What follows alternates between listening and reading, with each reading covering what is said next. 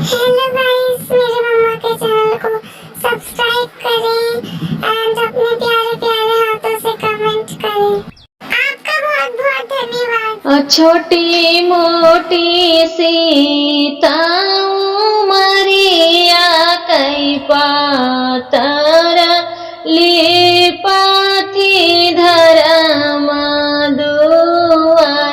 छोटी मोटी सीता मरिया कई पातर लिपाथी धर्म दुआर। धर्म दुआर सीता लिपाहु ना पावाई उतारी पारे श्री राम। धर्म दुआर सीता लिपाहु ना पावाई उतारी पारे श्री राम।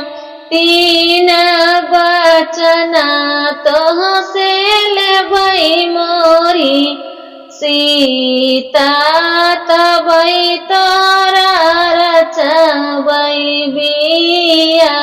तीन बचन तोह से लेबै मोरी सीता तबै रचबै बिया। जब हम गईले गंगा जी के पसवा गंगा से चली जाए। जब हम गईले गंगा जी के पसवा गंगा से चली जाए। जब हम गईले अग्नि के पसवा अग्नि भस्म होई जाए। जब हम गईले अग्नि के पसवा अग्नि भस्म होई जाए। जब हम गईले तुलसी के पसवा तुलसी मगन होई जाए। जब हम गईले तुलसी जी के पसवा तुलसी मगन होई जाए। तीन बचन तोहरा पूरा मैं सीता अब तो से रचबै बिया। तीन बचन तोहरा पूरा भय सीता अब तो से रचबै बिया। छोटी मोटी सीता मरिया कई पातर लिपाथी धर्म दुआर।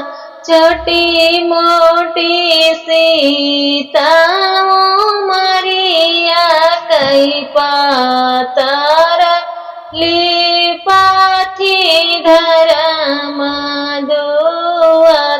ना बुलाए चले आना हमारे बना, बिना बुलाए चले आना हमारे बना। हमारे पापा जी के छोटी दुआरिया, हमारे पापा जी के छोटी दुआरिया। सिर झुकाए चले आना हमारे बना, सिर झुकाए चले आना हमारे बना। बिना बुलाए चले आना हमारे बना, बिना बुलाए चले आना हमारे बना।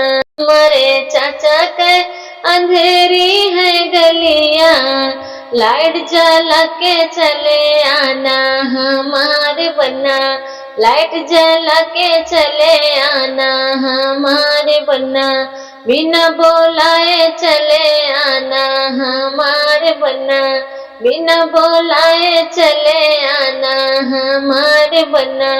हमारे भैया जी के ऊंची चौखटिया, हमारे भैया के ऊंची चौखटिया, हमारे भैया के ऊंची चौखटिया, जमा उठा के चले आना हमारे बन्ना, पैजामा उठा के चले आना हमारे बन्ना, बिना बोलाए चले आना हमारे बन्ना, बिना बोलाए चले आना हमारे बन्ना।